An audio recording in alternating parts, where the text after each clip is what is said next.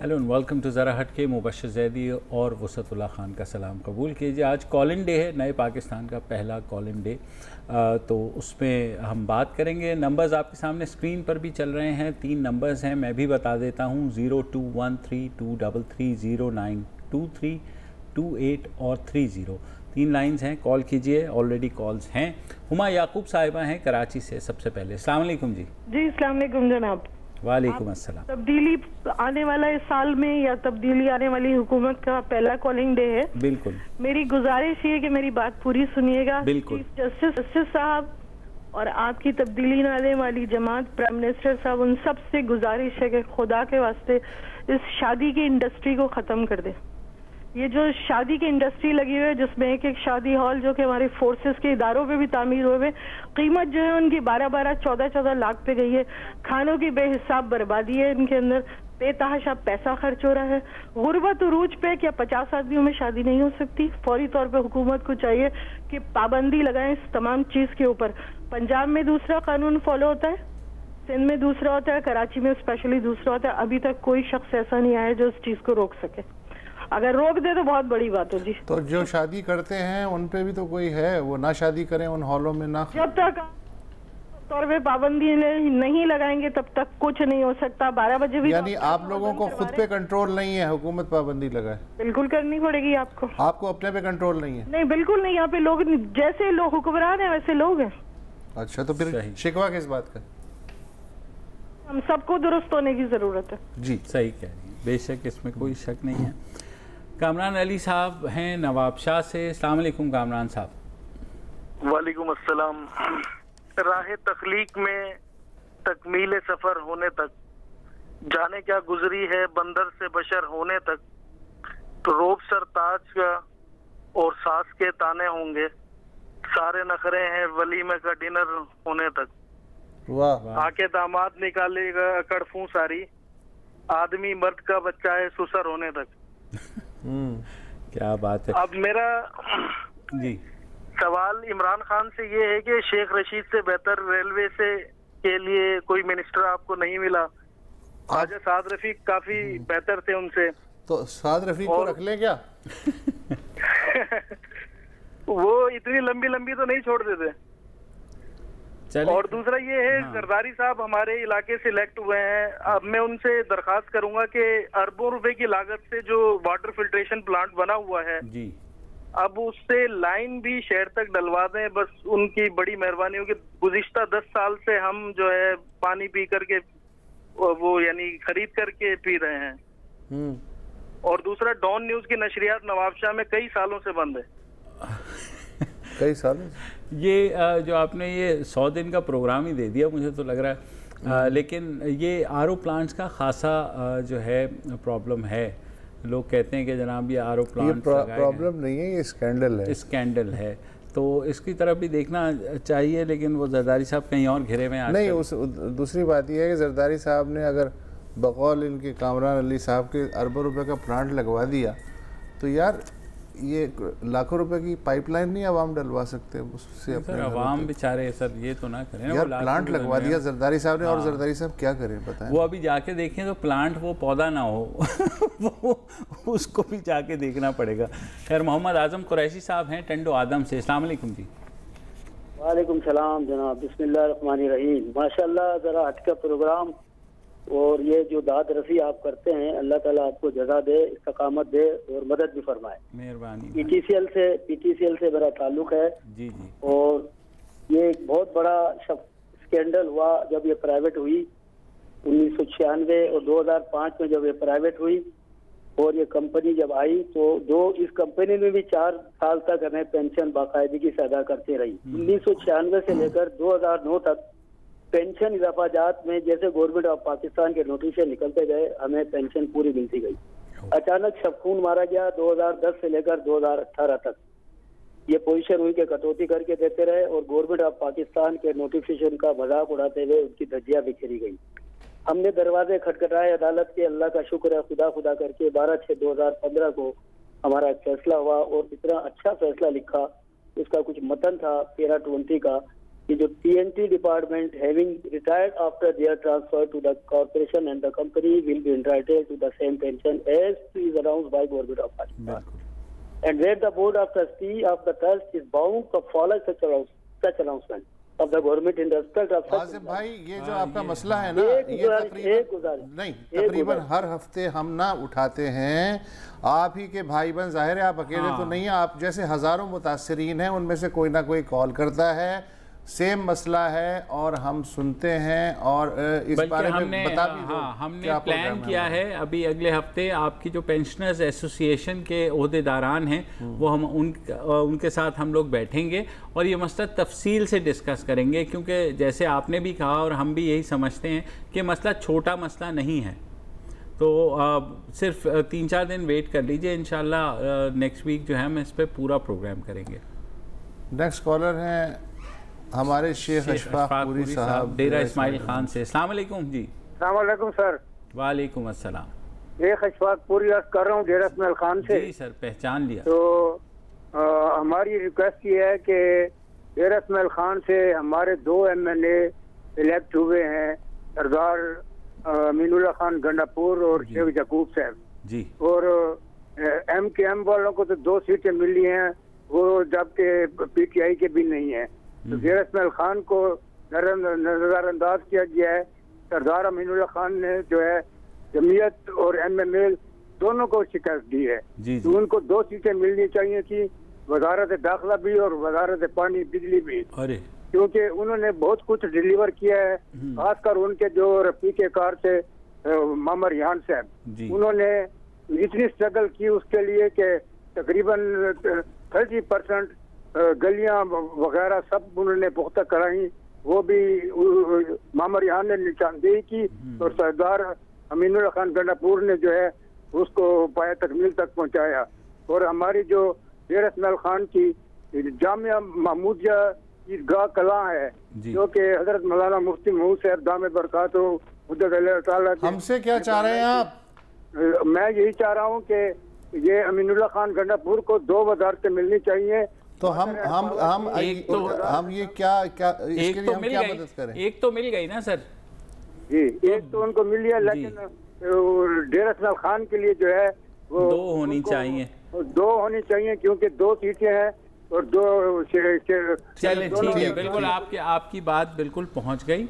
और 2 वजारतें ऐसा कुछ है नहीं, सिलसिला होता नहीं है। हम इस सिलसिले में वैसे उनकी क्या मदद कर सकते हैं सर? हम बाहर मैं अभी मैं सुन रहा था कि गंडापुर साहब ने जो सीट खाली की है जी सूबाई असम्बली की, उनके भाई एडजस्ट हो गए हैं उस पर। हाँ, तो उनको फिर सूबाई में दिलवा देते हैं अगर आप कहें तो। हाँ, आप कुछ कहें। ठीक है सर, मैं अशफाक पूरी साहब हमारे पुराने दोस्त, मैं बात करता हूँ। सलीम साहब हैं रावलपिंडी से। अस्सलाम वालेकुम जी। वालेकुम अस्सलाम। कैसे हैं भाई? मोहम्मद सलीम जी, बहुत मेहरबानी। मोहम्मद सलीम जी रावलपिंडी से बोल रहा हूँ। मैंने लास्ट टाइम भी आपके प्रोग्राम में वसुअल्लाह साहब कॉल की थी 29 जून को। जी बिल्कुल याद है। तो मैंने वो नेशनल बैंक के 10,000 पेंशन और 2,000 विडोज की बात की थी। बिल्कुल। तो और उस प्रोग्राम को फिर मेरे जो मैसेज को फिर आपने बड़े अच्छे तरीके से कंसर्न क्वार्टर को कहा कि इसको सुन ले, देख ले। लेकिन सर आज अगले महीने मेरे ख्याल हमारे सुप्रीम कोर्ट के फैसले को 1 साल हो जाएगा, सालगिरह हो जाएगी जी। तो आप अब हम जैसे मेरे भाई आपने सुना होगा शुरू में भी कि हमने कहा हम पेंशनर्स के साथ प्रोग्राम कर रहे हैं। अच्छा आपने याद दिलाया, ये भी हम नोटिस कर लेते हैं। तो आपके जो नुमाइंदे होंगे यहाँ पर कराची में, हम उनको भी बुला लेते हैं ताकि तमाम पेंशनर्स के साथ, और क्योंकि ये एक बहुत बड़ा मसला है और नई हुकूमत है और मुझे पूरा यकीन है कि तहरीक इंसाफ की हुकूमत इस मसले के ऊपर ज़रूर तवज्जो देगी। तो थैंक यू फॉर रिमाइंडिंग, आपने अच्छा किया कॉल की और हमें रिमाइंड भी करा दिया। तो हम अगले हफ्ते इस पर एक प्रोग्राम आपके लिए पेश करेंगे। फैसल हसीन साहब हैं हमारे दोस्त मस्कत से। अस्सलाम वालेकुम सर। वो शेर था डरते डरते दमे शहर से, सारे कहने लगे कमर से, नज़ारे वही रहे फलक पर, हम थक भी गए चमक चमक कर। बात पूछनी इतनी सी है कि ये सिक्योरिटी और प्रोटोकॉल, इसमें क्या फ़र्क होता है? सिक्योरिटी और प्रोटोकॉल में क्या फ़र्क होता है? देखिए, प्रोटोकॉल जो है जब तक आपको ख़तरा नहीं होता तो प्रोटोकॉल होता है, बाद में सिक्योरिटी बन जाती है। प्रोटोकॉल जो है अब मैं क्या कहूँ आपको, प्रोटोकॉल ये है कि आपका जो मनसब है उसके लिहाज से जो आपको कानूनी तौर पे जो आपका इस्तेहकाक है जिन सहूलतों का, वो सहूलतें आपको हासिल हों। मसलन अगर आप एक मखसूस ग्रेड के अफसर हैं और आपको 2 गाड़ियाँ अलाउ हैं, या आप जूनियर अफसर हैं आपको 1 गाड़ी अलाउ है, या आप प्राइम मिनिस्टर हैं तो आपकी सिक्योरिटी पे कौन कौन मामूर होगा, कितनी गाड़ियाँ होंगी, उसे कहते हैं प्रोटोकॉल। हाँ नहीं, प्रोटोकॉल और सिक्योरिटी और तो अच्छा, और ये सिक्योरिटी होती है, जैसा मनसब होता है उस एतबार से जो है वो बिल्कुल सिक्योरिटी होती है। लेकिन इससे ही नहीं, मुझे नहीं पता क्या फ़ायदा होगा प्रोटोकॉल और सिक्योरिटी का फ़र्क मुझे नहीं, आई डोंट नो।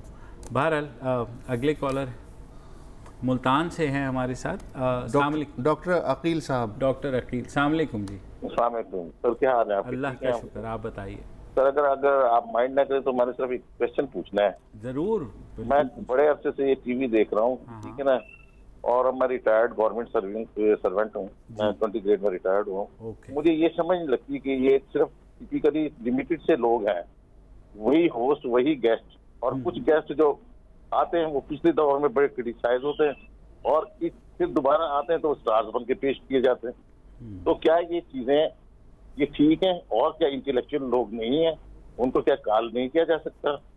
जिस तरीके से अभी इन्होंने सवाल किया था प्रोटोकॉल और सिक्योरिटी में डिफरेंस, जी जी, तो अगर आप किसी से पूछें तो अब वो बड़ा एक्सप्लेन कर देगा, लेकिन उसके लिए जाहिर है कि टाइम चाहिए।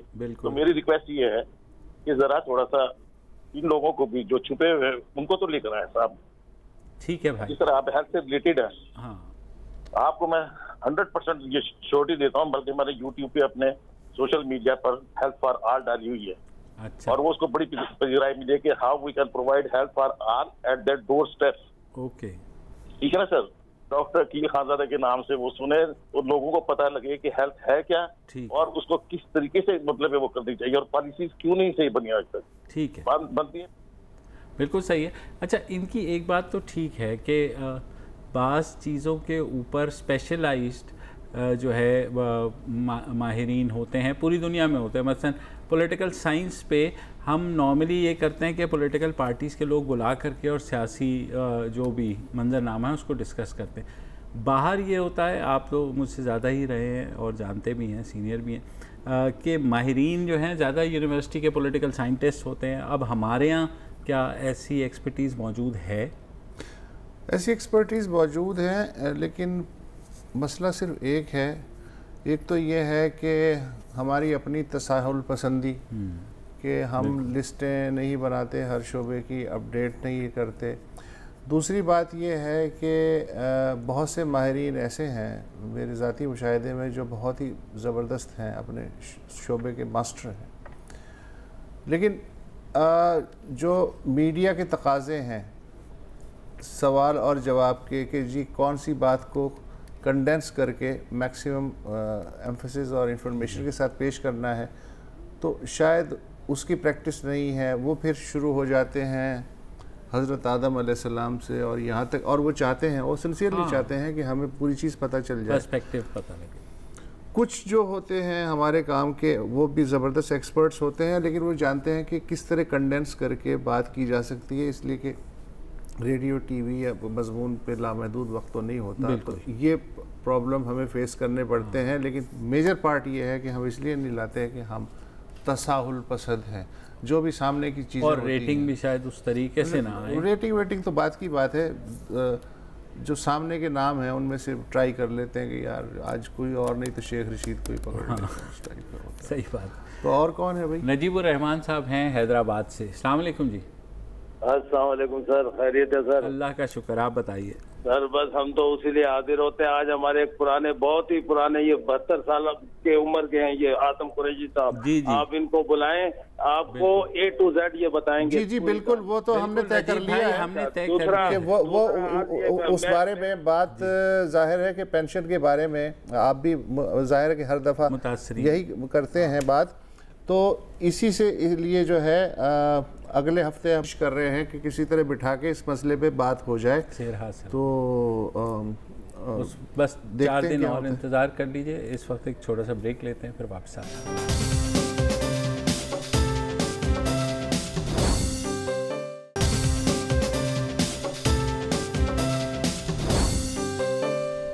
Welcome back. कॉलर्स डे है। आपकी बात अयाज खटक साहब हैं करक खैबर पख्तूनख्वा से। जी खटक साहब। अस्सलाम वालेकुम। वालेकुम अस्सलाम। सबसे पहले तो जैदी साहब और वसतुल्लाह साहब अस्सलाम वालेकुम। वालेकुम अस्सलाम। अच्छा, मैं सिर्फ ये कहना चाहता हूँ कि डिस्ट्रिक्ट करक से इमरान खान ने सबसे पहले सीट जीता था। जब पहले इलेक्शन हुआ था उसमें सबसे पहले इमरान खान ने पहला सीट जो एक सीट जीता था वो करक से जीता था। लेकिन उसके बाद आज तक करक को किसी ने एक भी मिनिस्ट्री नहीं दी है। आखिरकार ये जो है ना करक के साथ इस तरह जाती क्यों हो रही है? हालांकि करक से ठीक ठाक उनको सीटें मिलती है। पिछले दफा उन्होंने एक लोकल बंदा खड़ा कर दिया और हमने उनको पास करा दिया। सही। तो हमें भी कोई मिनिस्ट्री में उसको देना चाहिए थी। आपको मिनिस्ट्री चाहिए, तरक्याती काम चाहिए? हमें तरक्याती काम भी चाहिए, साथ मिनिस्ट्री भी चाहिए। तरक्याती काम तो पूरे पाकिस्तान में होने चाहिए। हालांकि करक में भी तो कोई होगा तो कोई काम होगा ना। जब कोई हमें मिलेगा, कोई सीट मिलेगी, कोई तक जो है ना मिनिस्ट्री मिलेगी, तो तब करक में तरक्याती काम हो जाएगा। असल में करक जो है ना पसमानदा है, लेकिन मदनियात से बिल्कुल मालामाल है। सही बात। गैस भी है, तेल भी है उसमें। यानी इनका ख्याल ये है कि अगर किसी को मिनिस्ट्री मिलेगी तब जाके। सर वो उसकी वजह ये कि खान साहब ये कह चुके हैं कि तरक्याती फंड्स नहीं देंगे वो किसी। अच्छा, तो इसका जहाँ मिनिस्ट्री जिस जिले में नहीं होगी वहाँ तरक्याती काम खान साहब नहीं करवाएंगे? नहीं, वो करवाने तो पड़ेंगे, लेकिन ये है कि बहरहाल उससे हो सकता है ऐसा तासुर चला गया हो कि MNAs को तरक्याती फंड्स नहीं तासुर जा सकता है, तासुर जा सकता है। भारत यूनुस तरीन साहब हैं मस्तूम बलूचिस्तान से। अस्सलाम वालेकुम। हेलो। अस्सलाम वालेकुम यूनुस साहब। अस्सलाम वालेकुम, कैसे आप? अल्लाह का शुक्र, आप बताइए। और मेरा क्वेश्चन जो है ना वो इसका जो टॉपिक है घंटी कौन गले में बांधे। जी जी ना, जो आपका जो I'm talking about apart from what it's going on here। जी जी। कि जी आपकी जो सेक्स मैनियक कैमरामैन और प्रोड्यूसर है, जी जी, उनके बारे में आप कोई प्रोग्राम बनाएंगे? If you like, I will explain it that too, you know। जी प्लीज। अगर किसी के साथ इंटरव्यू हो रहा है, एक बैरिस्टर है, so your cameraman will always follow the woman all the way back in to the court। ठीक है, बिल्कुल सही। ये चीजें आप लोग इसके ऊपर क्यों प्रोग्राम नहीं करते? कि नहीं यार ये गलत है, नाजायज है, नाहक है। नंबर 1। नंबर 2, वसातुल्लाह जान से मैं एक चीज पूछना चाहता हूँ, आपने मरी साहब से कभी इंटरव्यू तो किया था कि आपका शौक क्या? उन्होंने कहा था जी मुर्गा लड़ाना। यही कभी कभी उस टॉपिक में बात कर ले तो हमें खुशी होगी। ठीक है। एक्चुअली मैं जी जी, आप लोगों के गले में घंटी कौन बांधे? अच्छा, नवाब मरी साहब से आपने इंटरव्यू किया था? नहीं, वो तो किया था, वो रेफरेंस उन्होंने ठीक दिया, लेकिन मैं ओवरऑल इनकी गुफ्तगू का मफहूम समझा नहीं। कहना क्या चाह रहे थे ये? एक तो मेरे ख्याल में कल के प्रोग्राम के हवाले से वो कह रहे थे कि प्रोड्यूसर जो है, अब मुझे भी उस तरह समझ नहीं आई, लेकिन क्योंकि हम लोग यहाँ बैठे होते हैं तो प्रोड्यूसर ज़ाहिर है बाहर सारी चीज़ों को संभाल रहे होते हैं और कोशिश यही होती है कि भले तरीके से ही संभालें। तो दूसरा, अब जो उन्होंने बात की है घंटी कौन गले में बांधे, अब मुझे नहीं उसकी समझ आई। ठीक है, बहरहाल AR दुरानी साहब हैं सक्खर से। जी दुरानी साहब। अस्सलाम वालेकुम। वालेकुम अस्सलाम। जी भाई, मैं ये आप लोगों का डॉन में प्रोग्राम देखता हूँ, बहुत अच्छा प्रोग्राम है। और मेरा कहने का मकसद ये है कि टीवी पे सबसे ज्यादा जो है जिक्र हेलीकॉप्टर का और इसका होता है कि हेलीकॉप्टर यूज कर रहे हैं। अल्लाह के सबसे ज्यादा। ये बताइए दुरानी साहब, आपका टीवी भी चल रहा है साथ साथ? जी जी। तो भाई बंद तो कर दें उसे कम से कम। वो असल में आवाज़ पे रिफ्लेक्ट होके आती है। चलो मैंने काम कर दी, आवाज़ बंद कर। जी जी। मेरे कहने का मकसद ये है कि जो हमें जो है तकरीबन मुल्क के मुफाद में बात करनी चाहिए, मुल्क के इशूज़ पे बात करनी चाहिए। हमें जो है अपना खारजा पॉलिसी पे बात करनी चाहिए। हमें जो है सबसे ज्यादा जो है इशूज़ पे बात करनी चाहिए कि मुल्क में किस तरीके से बेहतरी होगी। और जो लोग शोर मचाते हैं, एहतसाब जब होता है, एहतसाब के साथ बहुत जनरल कोई भी किसी भी पार्टी से हो, चाहे वो MKM से हो, चाहे पीपल्स पार्टी से हो, चाहे वो PTI का हो या नून लीग का हो, क्रॉस द बोर्ड एहतसाब सबका होना चाहिए। और जो लोग शोर मचाते हैं कि एहतसाब हो गया जी, वो जमहूरियत को खतरा लाक हो गया, वो हिसाब होता है कि चोर मचाए शोर। ठीक है, मुल्क के मुफाद में बात। ठीक, बिल्कुल बिल्कुल आपकी बात पहुंच गई और ऐसा ही होना चाहिए, ऐसा ही होना चाहिए जैसे आप कह रहे हैं। में न्यूज़ अपडेट्स का वक्त हुआ है, तो न्यूज़ अपडेट्स के बाद आपकी कॉल्स का सिलसिला जारी रहेगा, मज़ीद बात करेंगे। ब्रेक के बाद आते हैं।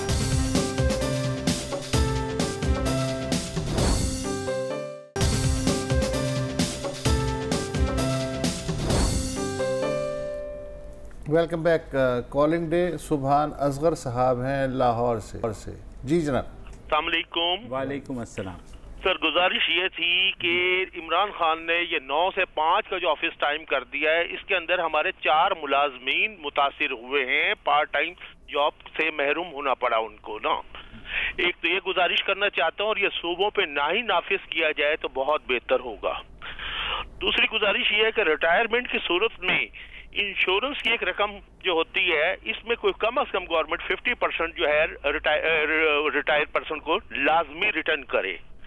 तीसरी गुजारिश ये कि रिटायरमेंट की सूरत में एक फर्द के फैमिली मेंबर को लाजमी नौकरी दी जाए। तो ये गुजारिशात थी, इसके ऊपर जो है। बहुत शुक्रिया। ठीक है सर, गौर बिल्कुल करेंगे। खालिद सईद साहब हैं लाहौर से ही। अस्सलाम वालेकुम जी खालिद साहब। जी अस्सलाम वालेकुम सर। वालेकुम अस्सलाम। और वसतुल्लाह खान साहब अस्सलाम वालेकुम जी।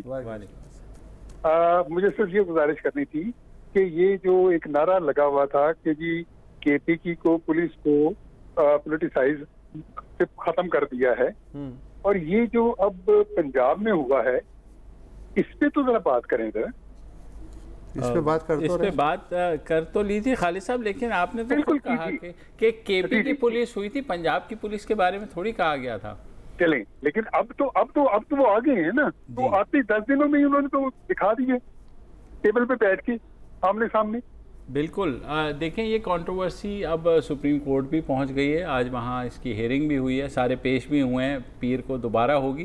तो ये बात तो ठीक है कि पंजाब में पुलिस जो है, जिसे हम पुलिस कहते हैं वहाँ पे, तो वो उसका प्रॉब्लम तो है बहरहाल।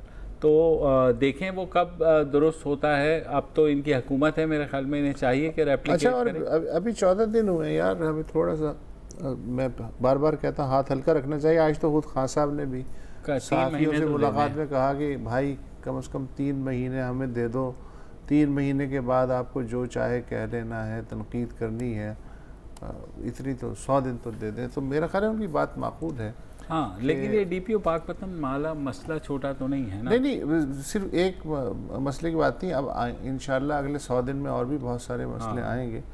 तो वो कह रहे हैं कि थोड़ा ये है कि ऑन जॉब ट्रेनिंग भी तो हो रही है ना अक्सर लोगों। वो ठीक है, लेकिन अगेन मैं बार बार ये कह रहा हूँ कि देखें, ये गवर्नमेंट इस बात की वजह से जज होगी कि गलती करके उसका अजाला कितनी जल्दी ये करते हैं।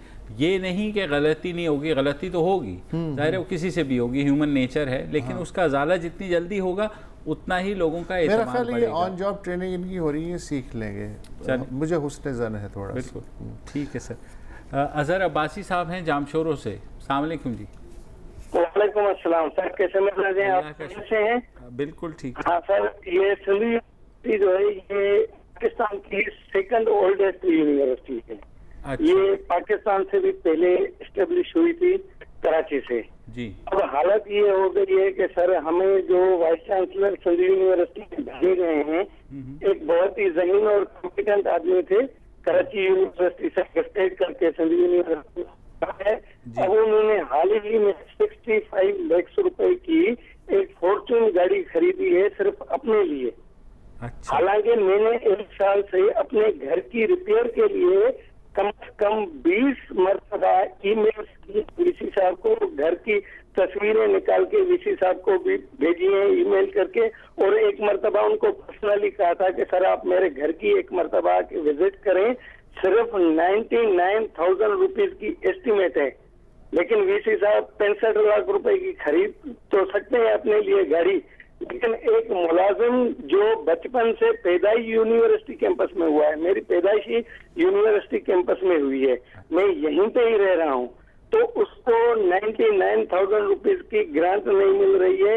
अब मैं क्या करूँ? और अब्बासी साहब पहले ये बता दें आप क्या करते हैं? मैं सिंध यूनिवर्सिटी में जॉब करता हूँ as assistant. As an assistant, ठीक है जनाब।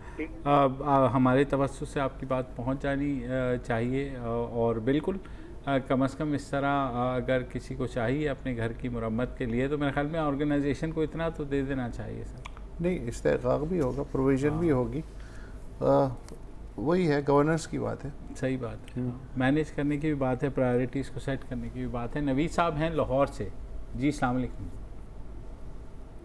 हेलो हेलो जी नवीद साहब, अस्सलाम वालेकुम सर। वालेकुम अस्सलाम। वसतुल्लाह खान साहब को स्पेशल सलाम। उनके तो आर्टिकल जो है उनके दिलदादा हैं, उनके तो टाइटल से पता चल जाता है कि ऐसा आर्टिकल या वसतुल्लाह खान लिख सकते हैं या मोहम्मद हनीफ लिख सकते हैं। थैंक यू सो मच, बहुत शुक्रिया। अच्छा सर, ये आपसे ये बात करनी थी कि मीडिया पे 24 घंटे या जितना भी है लिबरल व्यू जो है डिस्कस किया जाता है, उसे फैलाया जाता है, लेकिन उसका रिजल्ट जो आ रहा है वो अल्ट्रा राइट में आ रहा है। तो क्या ये मीडिया की और जो लोग वो लिबरल व्यू फैला रहे हैं, क्या उनको ये नाकामी का सामना नहीं है? लिबरल व्यू कौन कौन फैला रहा है सर? मतलब फैलाने से मुराद ये है कि लिबरल व्यूज जो भी हैं कि जी सब वो रिलीजियस वाले कहते हैं कि जी इसमें आपके लिमिट्स आती हैं रिलीजियस इस्लाम के मुताबिक ये वो, लेकिन जो मीडिया पे है वो तो यही है कि भाई हर किसी को अपनी आज़ादी होनी चाहिए, ये वो जो मर्जी चाहे करे। नहीं, स्पेसिफिक बात करें ना, ये तो बड़ी जनरल सी बातें कर रहे हैं आप सर। ये कह रहे जैसे आप टीएलपी को देख लें, टीएलपी को ऑन ग्राउंड एक अच्छी खासी हिमायत हासिल है, जो कि एक अल्ट्रा राइट रिएक्शन मुझे ज्यादा लग रहा है। हालांकि मीडिया पे तो इस किस्म लिबरल व्यूज को ज्यादा फरोग दिया जाता है, लेकिन आपको क्या लगता है नहीं कि एक रिएक्शन आ रहा है सोसाइटी में? जितना ज्यादा लिबरल लोग डिस्कस करते हैं, लेकिन वो रिएक्ट कर रही है सोसाइटी।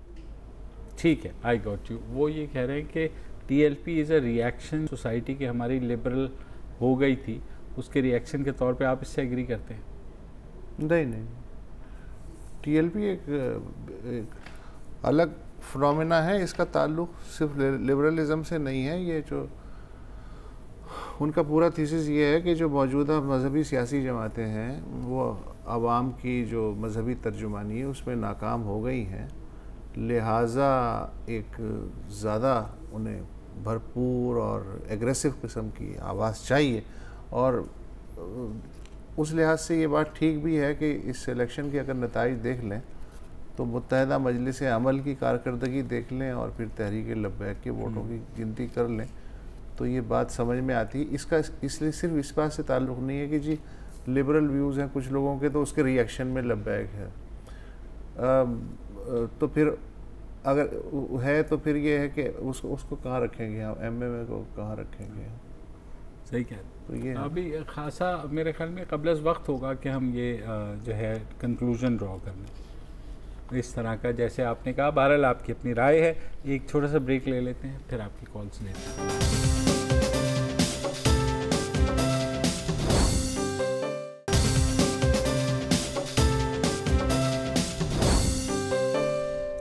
Welcome back. शहनाज लगारी साहिबा हैं मीरपुर ख़ास से। अस्सलाम वालेकुम जी।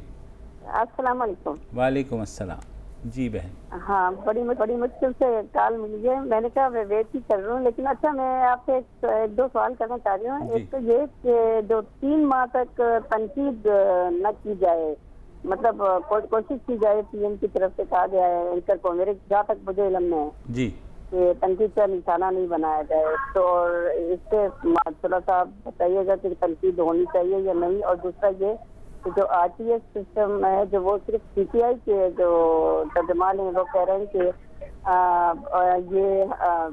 मतलब जो है सिस्टम नाजरा जिम्मेदार है, और नाजरा कह रहा है कि ऐसा कुछ नहीं हुआ है और उसकी तस्दीक कराई जाए। तो मैं ये समझती हूँ कि क्या नाजरा को, क्या पीटीआई को की बात ये अपोजिशन को तस्लीम होगी या वो उनका कहना ये सही है? मेरी नज़र में तो ये सही नहीं है। जी बिल्कुल, आपकी बात बिल्कुल सही है। ये अभी मेरे ख्याल में पार्लिमानी कमेटी जब तक नहीं बनेगी और इसकी तहकीक नहीं करेगी तो ये मामला ऐसे ही हल तलब रहेगा। पीटीआई अगर कह भी रही है उसका जवाब नादरा ने ही दे दिया, तो बाकी अपोजिशन तो अभी कुछ करेगी। 3 माह की तनकीद का मकसद ये है कि जो पहले 100 दिन का प्लान है वो इम्प्लीमेंट हो जाने दें। तनकीद उसके लिए 4.5 साल पड़े, उसके लिए 4.5 साल फिर पड़े होंगे और दबा के होगी। तो मेरे ख्याल में इंतज़ार कर लेते हैं, क्योंकि हर हुकूमत का एक हनीमून पीरियड होता है, वो हनीमून पीरियड चल जाने दें। हम भी इंतज़ार करते हैं, आप भी कर लें, कोई ज़्यादा टाइम नहीं है। तारिक महमूद साहब हैं कराची से। अस्सलाम वालेकुम जी। अस्सलाम वालेकुम मुबशर साहब, कैसे हैं भाई? आपको भी, वसत भाई को भी, दोनों को मेरी तरफ से सलाम। वालेकुम अस्सलाम। तो पहली बात तो ये है कि बहुत अच्छा प्रोग्राम आप करते हैं, शुक्रिया। जिस किस्म का भी क्वेश्चन हो, मुश्किल से मुश्किल हो, आपको नागवार गुजर रहा हो, तब भी बड़ा अच्छा आप उसको टेक्टफुली हैंडल करते हैं और बंदे को सेटिस्फाई करते हैं। ये पहला चैनल है जो इतना मतलब जो है ना कॉलर को प्रायोरिटी देता है, जिसके लिए आपका और आपके चैनल का मैं शुक्रिया अदा करता हूँ। अब बात ये है कि जैसे एक तो ये है कि 90 डेज ठीक है, इनको देने चाहिए, उसके बाद जो है फिर मैं और आप हम सब तनकीद करेंगे। लेकिन अब एक बात ये है कि पोस्टमार्टम होता है जब कोई कैजुअलिटी हो जाती है, उसके बाद अब 5 साल नवाज शरीफ की जो हुकूमत गुजरी है, उन्होंने $35 बिलियन कर्जा लिया है। मेरे भाई, मैंने और आपने टैक्सों की सूरत में पता नहीं कब तक देना है, शायद हमारे बच्चे भी उसको दें। ये 35 बिलियन लेके TIA भी खसारे में है, स्टील मिल भी खसारे में है, तमाम सरकारी कारपोरेशन खसारे में है, पावर सेक्टर खसारे में है, जहां आप चले जाएं खसारा ही खसारा है। तो खुदा के लिए इसके ऊपर एक प्रोग्राम करें, फाइनेंशियल एक्सपर्ट को बिठाएं और वो हमें बताएं कि ये हमारे साथ क्या हाथ हुआ है। जो मैं भी दूंगा, शायद मेरे बच्चे भी जो है ना वो इस तारिक भाई बिल्कुल अच्छी सजेशन है, बल्कि हम करते भी हैं, हम कल भी किया है कुछ, जो है कुछ हमने किया है और इंशाल्लाह आइंदा भी करेंगे। गुड सजेशन हमने नोट डाउन कर लिया और इंशाल्लाह इस पे करेंगे। नाज़रीन, इस हफ्ते के लिए इतना ही। अगले हफ्ते पीर को फिर आपके सामने आएंगे। इजाज़त दीजिए, खुदा। अस्सलाम वालेकुम। अगर आपको हमारे शो पसंद आया है तो प्लीज़ हमारे YouTube चैनल को सब्सक्राइब करें और अगर मुनासिब समझे तो इस वीडियो को लाइक भी कर लें, तो कोई हर्ज नहीं है, और शेयर भी कर लें और कमेंट भी कर दें, वरना वो सब ऐसे ही लिखते रहेंगे। और ये जो दोनों कह रहे हैं ये कर लें जी प्लीज़, नहीं तो हमें भी घर जाना है, मैं आपके कंप्यूटर में नहीं रहना 24 घंटे। सही बात।